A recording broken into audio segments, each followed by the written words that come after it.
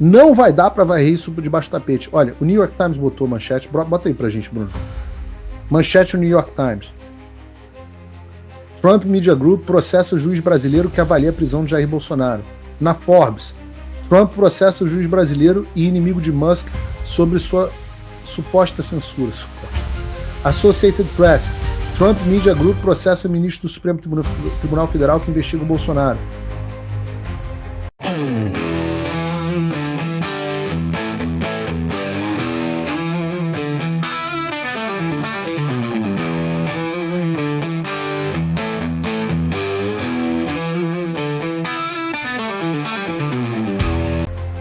Olá pessoal, bem-vindo a mais um corte do canal Grazi Rocha.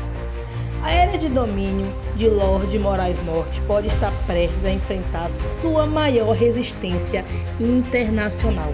Segundo informações reveladas por Paulo Figueiredo, a ação movida pelo Trump Media Technology Group, dono de Truth Social, e pela Rumble contra o ministro do Sistema Judiciário do Brasil pode ter consequências devastadoras, incluindo o bloqueio global de suas contas bancárias e restrições jurídicas fora do Brasil. Será que Lorde Moraes Morte finalmente encontrou um obstáculo à sua tirania? Ou isso é apenas o começo de um embate ainda maior? Agora, vamos entender todos os detalhes dessa denúncia e suas possíveis consequências. Com vocês, Paulo Figueiredo. Se as ações do ministro Moraes estivessem limitadas ao Brasil, elas seriam lamentáveis, mas provavelmente não estariam sob a jurisdição dos tribunais dos Estados Unidos.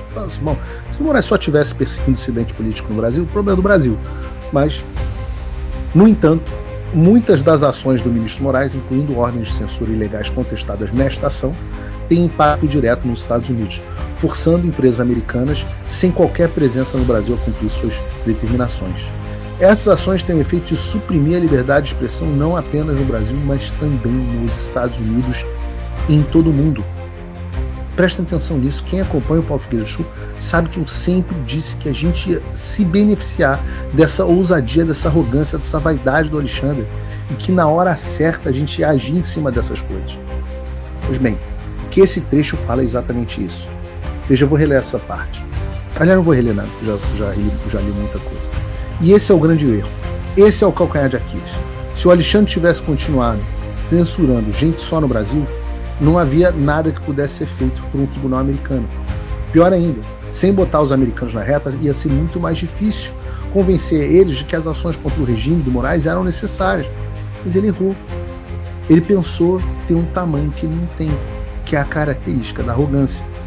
Quando ele foi atrás de residentes permanentes dos Estados Unidos e empresas americanas, ele se ferrou. E a gente tem que agradecer, né? Como diz o Al Pacino no Advogado do Diabo, a vaidade. Ele fala assim, ele olha para a câmera ali e fala assim: vaidade, definitivamente o meu pecado favorito. Eu não sei se vocês se lembram, mas eu também disse que um dos erros do Alexandre foi perseguir pessoas e empresas protegidas pela Constituição americana. E ele não utilizou de instrumentos próprios, como a carta rogatória, por exemplo. No meu caso, ele tentou utilizar diretamente o FBI. Quando eu recebi uma ligação deles, eles acharam que eu ia me cagar de medo. No final, o cara do FBI acabou recebendo uma carta do Jim Jordan, dizendo: o que é isso aí? Tu tá enchendo o saco? De novo, vem atrás de mim porque eu tenho um irmão mais velho, mais forte que eu. Alguns irmãos mais velhos, mais fortes que eu. E o texto, na página 15, diz o seguinte: conforme exposto a seguir, o ministro Moraes, de maneira consciente e intencional, contornou todos os mecanismos legais ao emitir as ordens de censura. E eles citam, inclusive, o discurso do vice-presidente J.D. Vance, sobre o qual nós tratamos ontem em detalhes aqui no programa, não à toa. E eles dizem o seguinte sobre a liberdade de expressão violada pelo Alexandre. Abre aspas. O discurso do vice-presidente J.D. Vance na Conferência de Segurança de Munique em 14 de fevereiro de 2025 reafirmou esses princípios como um componente fundamental da política pública dos Estados Unidos. Diante de uma audiência global, o vice-presidente Vance destacou o compromisso dos Estados Unidos com a defesa da liberdade de expressão contra abusos judiciais e medidas autoritárias disfarçadas sobre o pretexto de combater, abre aspas, desinformação e discussões democráticas. O vice-presidente Vance condenou explicitamente a censura. E a gente falou sobre isso ontem. Continuação, ao afirmar que a democracia se baseia no princípio sagrado de que a voz do povo importa, vejam o programa de ontem, o vice-presidente ressaltou a necessidade de resistir a imposições extraterritoriais que buscam silenciar discursos legítimos dentro dos Estados Unidos. Alô, Alexandre? Alô, Barroso? A posição histórica dos Estados Unidos ao abuso judicial estrangeiro é ainda mais reforçada, e prestem atenção nessa parte deliciosa, porque nós tratamos disso também no programa de ontem. A oposição histórica dos Estados Unidos ao abuso judicial estrangeiro é ainda mais reforçada pela Ordem Executiva 14.203, emitida em 6 de fevereiro de 2025 pelo presidente Donald Trump. Essa ordem destaca o compromisso inequívoco do governo dos Estados Unidos em proteger os seus cidadãos, entidades e aliados contra ações judiciais estrangeiras ilegítimas, especificamente voltada contra o Tribunal Penal Internacional. A Executive Order 14.203 condena as tentativas do TPI de afirmar uma jurisdição sobre cidadão dos Estados Unidos ou de nações aliadas sem o consentimento dos Estados Unidos, classificando tais ações como um ataque direto à soberania americana e à sua segurança nacional. A EO 14.203 estabelece um marco na política dos Estados Unidos, rejeitando tentativas de tribunais estrangeiros de impor os seus padrões legais de forma extraterritorial, especialmente quando esses padrões entram em conflito com as proteções constitucionais dos Estados Unidos e com as normas jurídicas já estabelecidas. Tá sinistro. Aqui a gente entrou numa parte importantíssima que confirma o que eu falo quando eu digo que a onda na qual o Alexandre surfou acabou e que vem um tsunami na direção oposta. O vice-presidente Vance não só reconheceu a liberdade de expressão enquanto direito, mas também, nas palavras do Rumble e da empresa do Trump, reconheceu a necessidade de se resistir a imposições extraterritoriais que buscam silenciar discursos legítimos dentro dos Estados Unidos. Ou seja, aqui não vai ter essa história de censurar a gente ser impune, não. Muito pelo contrário, filhão. E se tentar fazer isso, você vai ser tratado como juiz do Tribunal Penal Internacional. O que aconteceu com ele? Foi sancionado pelo Trump. Proibição de ver os Estados Unidos, congelamento de ativos, sanções ao PAC e muito mais. Engraçado que tudo isso que o Alexandre pôde sofrer é exatamente o que ele fez comigo, só que globalmente.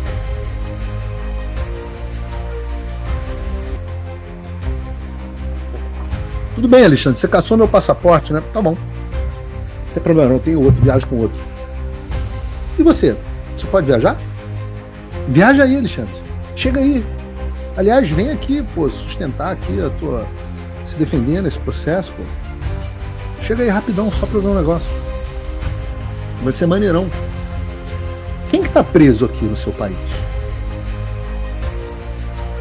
Eu realmente não posso viajar pro Brasil, pra Coreia do Norte, pra China, pra Cuba, pra Venezuela, só pros países comunistas. E você, Alexandre? Você tá tranquilo de viajar? Tem tempo que você não pega um avião, né? Os meus bens estão bloqueados no Brasil, é verdade. Tem bastante dinheiro aí bloqueado. Mas aqui eu consigo receber, inclusive, dos meus apoiadores aqui no site. E você, Alexandre? Como é que será que você vai receber depois que você for sancionado? O caçador de passaporte vai ter o seu cancelado. O bloqueador de bens vai ter os seus bloqueados.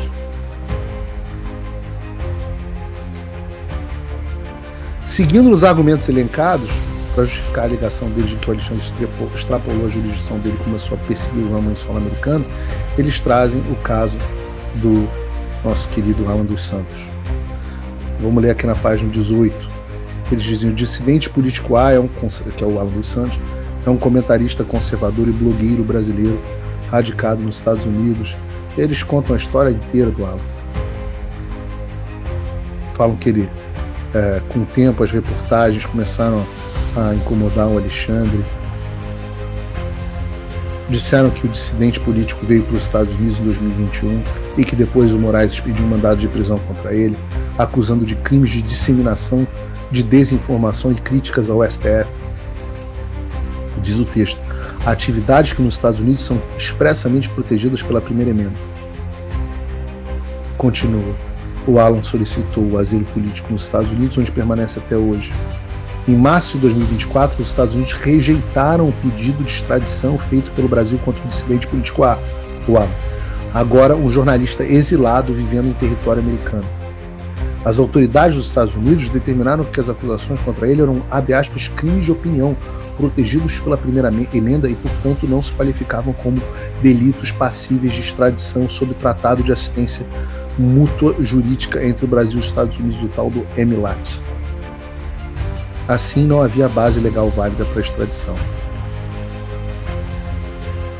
Em fevereiro de 2025, ou seja, agora, o ministro Moraes emitiu ordens de censura sigilosas, ordenando a Rumble que bloqueasse as contas do dissidente político A em um prazo de 2 horas e que não autorizasse a criação de novas contas, caso não cumprisse multa, blá blá blá. As ordens de censura também determinaram, abre aspas, a suspensão imediata da transferência de valores provenientes de monetização, serviços de doações, pagamentos de anúncios e assinaturas de apoiadores, além de receitas obtidas por transmissões ao vivo, ou seja, tentaram pegar o dinheiro do Alan, incluindo a restrição ao uso de chaves de transmissão para os canais dos perfis bloqueados.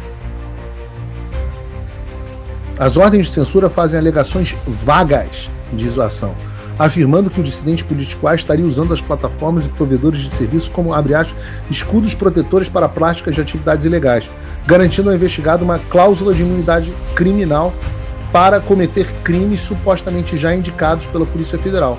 O suposto crime, diz a ação, seria, abre aspas, não demonstrar qualquer restrição em propagar seus discursos criminosos. Porém, as ordens não especificam quais dos seus discursos seriam criminosos. As ordens de censura não se limitam ao público brasileiro, pelo contrário, incluem um banimento global do conteúdo do dissidente político A, independentemente de sua legalidade sob os padrões americanos de liberdade de expressão.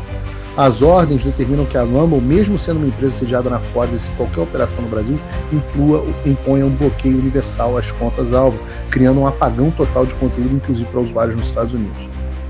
Essa censura extraterritorial exerce um impacto tangível tanto no Rumble sob o TMTG. E eles explicam quais são os riscos que eu já disse aqui para o True Social.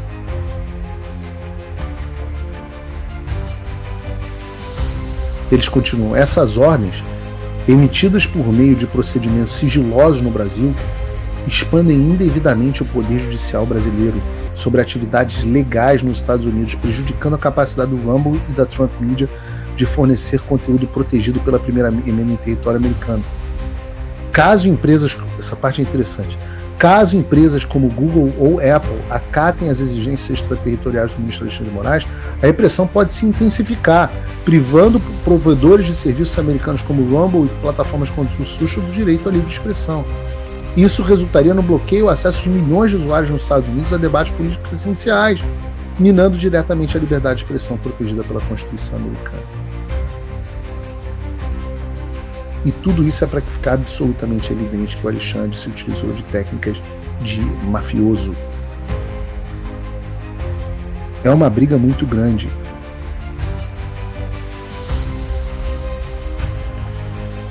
Vejam o que é dito na página 22 do processo.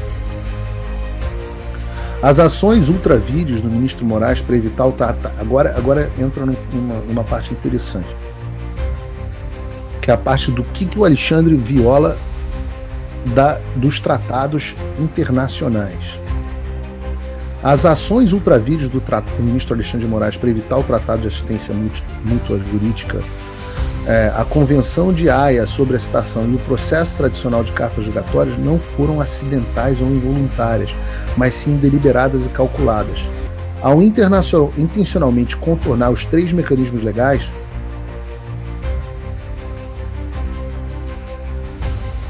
o ministro Moraes demonstrou plena consciência de que suas exigências excessivamente amplas, vagas e extraterritoriais não resistiriam ao escrutínio de qualquer processo legítimo. Os advogados estão dizendo que o Alexandre de Moraes não utilizou os meios jurídicos legais porque ele sabia que estava abusando da sua autoridade. Alô, Senado! Reconhecendo que as suas exigências provavelmente não seriam aceitas sob o rigoroso processo de revisão do EMILAT, o ministro Moraes adotou uma estratégia coercitiva para contornar completamente o tratado. Em vez de submeter um pedido formal pelos canais apropriados, ele emitiu ordens forçando a Rumble, uma empresa dos Estados Unidos sem presença de operações no Brasil, a nomear advogados locais exclusivamente para aceitar notificações de suas ordens de censura, exatamente como ele fez com o X. Essa manobra não apenas viola os requisitos processuais do EMILAT, mas também fabrica uma falsa jurisdição por meio de coerção, violando os princípios centrais do tratado e comprometendo a integridade da cooperação jurídica internacional. A palavra coerção descreve bem essa abordagem. A ação que está dizendo, não sou eu não. Por exemplo, quando o X inicialmente desafiou as ordens de censura do Moraes, ele mandou prender os representantes legais da empresa no Brasil. O ministro Moraes ignorou completamente essas salvaguardas, optando por, em vez disso, por uma abordagem unilateral que impôs sua vontade a uma empresa dos Estados Unidos sem qualquer consideração pelos devidos processos legais ou pela soberania americana. O ministro Moraes desestabiliza esse equilíbrio ao entender uma unilateral e ilegalmente unilateral e ilegalmente a autoridade judicial brasileira para dentro dos Estados Unidos sem consentimento ou supervisão das autoridades americanas. Essa conduta não apenas de respeito à soberania dos Estados Unidos, mas também estabelece um precedente perigoso, minando a confiança nos processos legais projetados para facilitar a cooperação internacional de maneira legítima e respeitosa. As táticas coercitivas do ministro Moraes, incluindo forçar o Rumble, nome advogado, agravam ainda mais a violação desses mecanismos legais.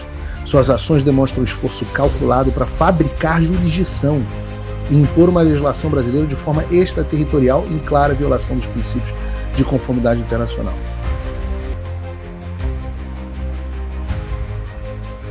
Eles terminam essa parte dizendo assim: a emissão das ordens de censura do ministro Alexandre de Moraes está muito além do escopo da autoridade legítima e legal dele como ministro do STF, dizem os autores.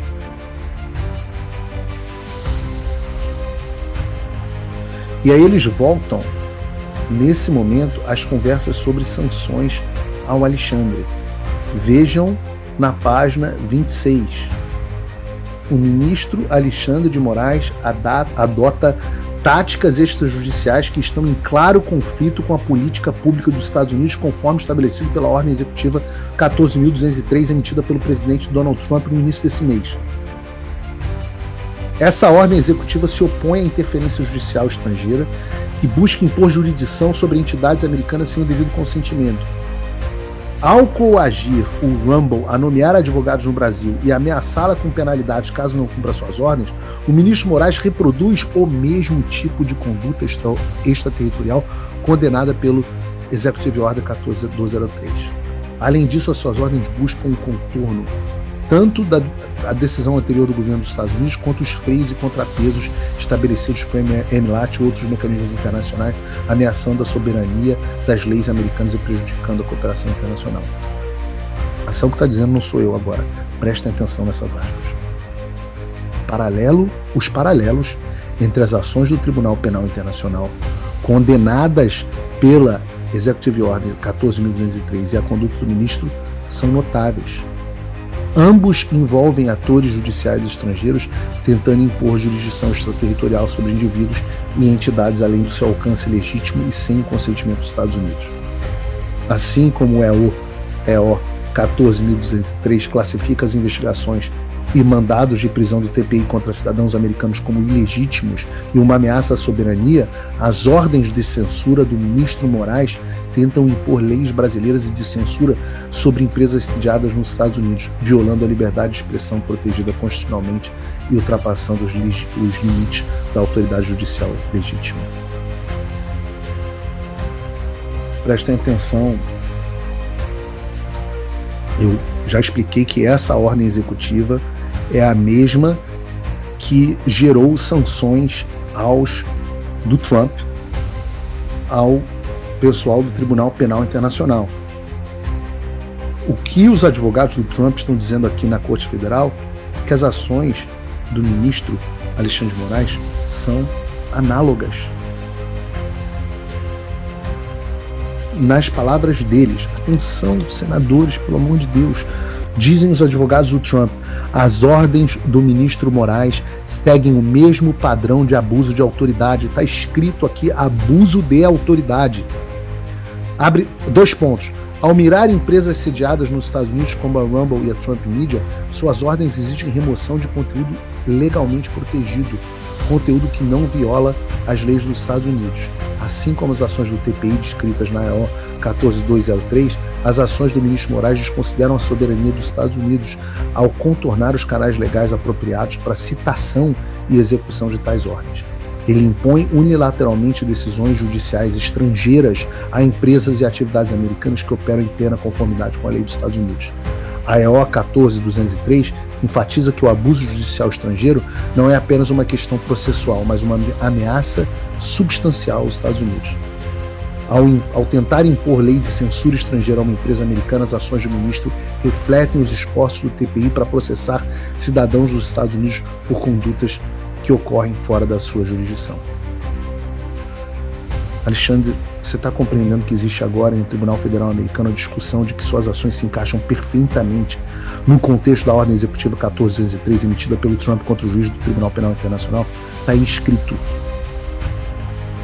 As ações não são ilegais, apenas, mas são um atentado contra os cidadãos americanos e a soberania dos Estados Unidos. O texto diz que as ações de Alexandre de Moraes são ameaça substancial aos Estados Unidos. Na página 28, eles continuam dizendo: as ações do ministro Moraes, se não forem contestadas, criariam um precedente perigoso, permitindo que tribunais estrangeiros imponham suas leis sobre as autoridades americanas.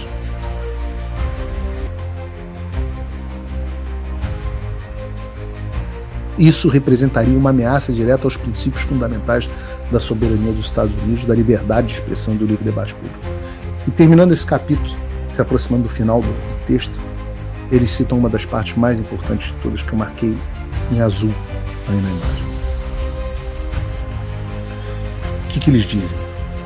Por fim, as disposições da EO 1403, que impõem consequências concretas para atores estrangeiros que abusam de sua autoridade, fornecem um marco político para rejeitar a aplicabilidade das ordens de censura do ministro Moraes. A EO 14203 autoriza sanções, congelamentos de ativos e proibição de viagens contra funcionários do TPI responsáveis por tais condutas, deixando claro que os Estados Unidos consideram essas ações não apenas ilegítimas, mas também passíveis de medidas punitivas. Embora essa ação judicial não busque medidas semelhantes, única e exclusivamente porque não é o local para isso, os princípios articulados na EO 14203 reforçam o argumento dos autores de que as ordens do ministro Moraes são repugnantes à política pública dos Estados Unidos e devem ser declaradas inaplicáveis ao país. Entendedores entendam. Esse é o caminho. Deixa eu ligar o ar-condicionado aqui, senão... Esse é o caminho. Não é mais o Paulo Figueiredo falando. Não é mais... Não teremos efeito. Eu já expliquei quem são as pessoas que assinam essa ação. E o que eles estão dizendo é que as ações do Alexandre, de novo, trazendo um paralelo com o TPI, vão deixar ele sujeito a possíveis sanções como congelamento de ativo, proibição de viagens, etc., exatamente como eu disse ontem. E não é congelamento de ativo nos Estados Unidos, congelamento de ativo no mundo inteiro. Nós ainda não chegamos nessa etapa de a gente conseguir uma ordem executiva envolvendo o Alexandre, mas nós estamos progredindo e caminhando cada vez mais. Então, quando você quiser me perguntar sobre a denúncia que o Gonê fez contra mim, Bolsonaro e mais outros tantos, quer saber a minha resposta? Minha resposta é essa aí, não tem mais jeito.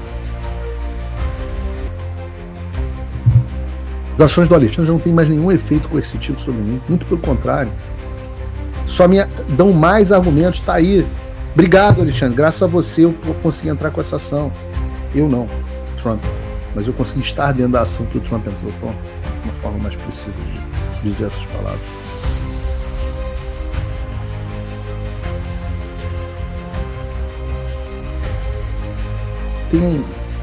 eu acho icônico que tenha uns idiotas que falam. De vez em quando aparece assim, é só blá blá blá. Meu filho, isso está dentro de um tribunal nos Estados Unidos, você está maluco. Vocês estão loucos.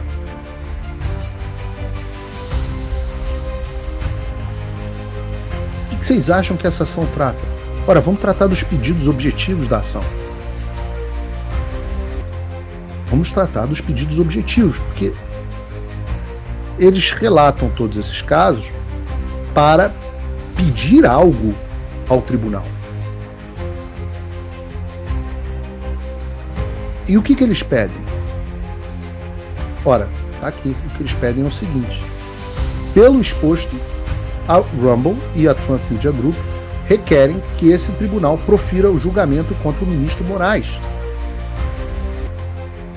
Nos seguintes termos: 1. Declarar que as ordens de censura são inaplicáveis nos Estados Unidos por serem incompatíveis com a primeira emenda, o Communications Decency Act, a legislação da Flórida e a política pública dos Estados Unidos e da Flórida. 2. Emitir decisão favorável à Rumble e à TMGTG, a Trump Media Group, e contra o ministro Moraes em relação a todas as causas de alegação nessa petição. 3. Conceder medida cautelar proibindo a execução das ordens de censura nos Estados Unidos. E 4. Proibir o ministro Alexandre de Moraes de coagir terceiros, como Apple, Google ou qualquer outra empresa ou entidade que atue sob a sua direção, a remover, excluir ou ameaçar remover ou excluir o aplicativo Rumble ou quaisquer outros aplicativos de suas respectivas lojas nos Estados Unidos, na medida em que tais ações sejam tomadas em conformidade ou para fazer cumprir as ordens de censura. E mais um pedido aqui: conceder quaisquer outras medidas adicionais que esse tribunal considerar justas e apropriadas. Se você acha que é só blá blá blá, deixa eu explicar para vocês. E eu quero ver se eu trago no programa de amanhã o Martin De Luca, que é um dos advogados que assina a ação aqui no programa. E essa ação prosperar, e eu acho que vai prosperar, todas as pessoas que eu conversei dizem que é muito difícil de não prosperar, principalmente porque o Alexandre não vai se defender.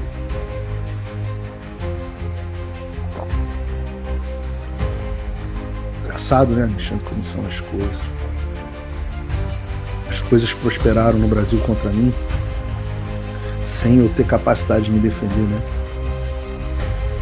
Agora as coisas vão prosperar contra você sem você ter capacidade de se defender.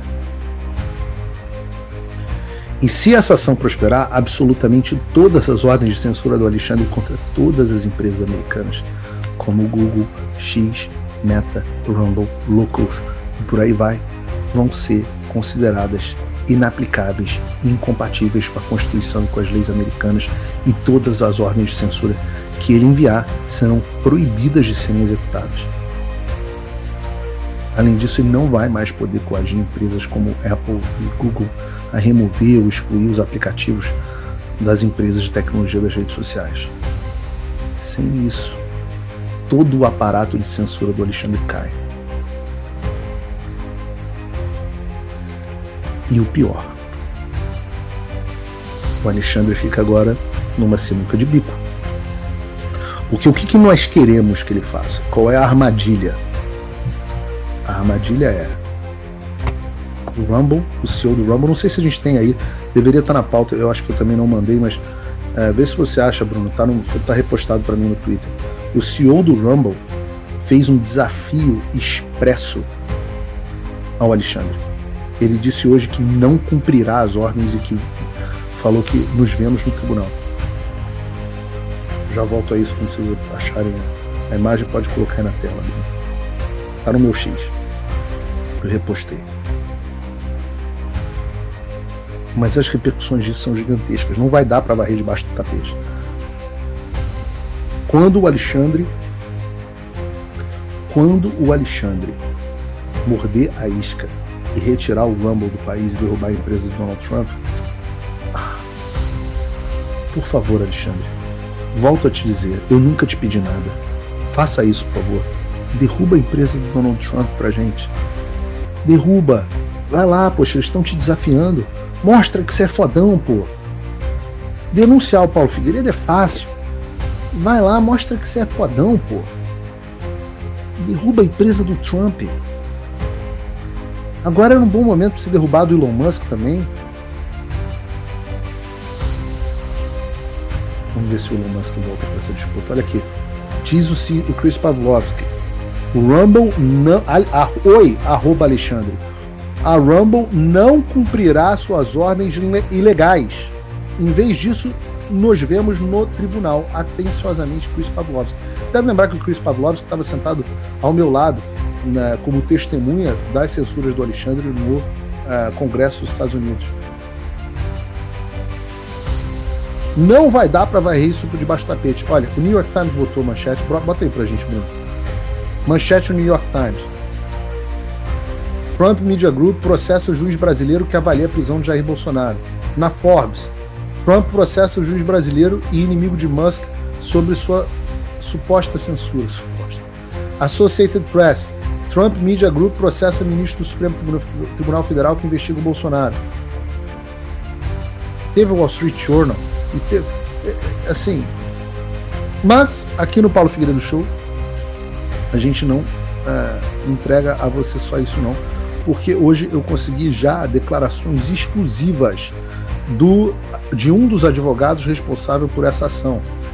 Vou ler aqui a mensagem que o Martin De Luca me mandou.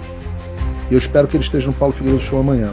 Mas disse ele: este caso se trata de responsabilizar o Alexandre de Moraes em um tribunal americano pela forma como ele exerceu a sua autoridade.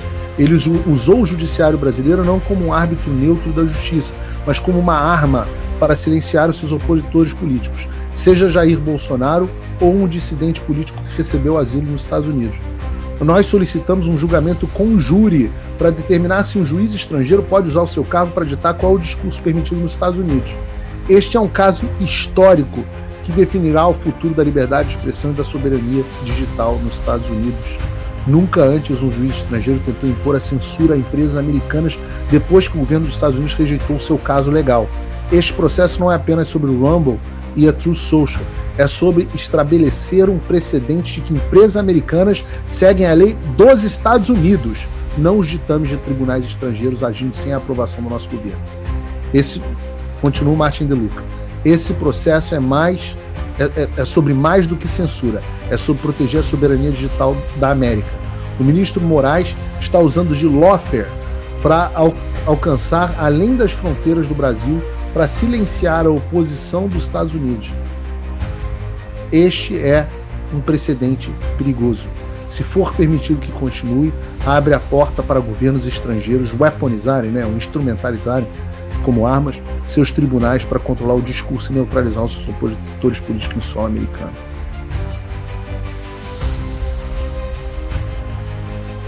Diz o Martin De Luca. Tudo isso, gente, é fruto de trabalho. As coisas não caem do céu e não são coincidência. São centenas de horas dedicadas, uma centena ou centenas de milhares de dólares, noites mal dormidas, dia longe da família para cumprir a agenda e por aí vai. E essas coisas só são possíveis por quem me apoia.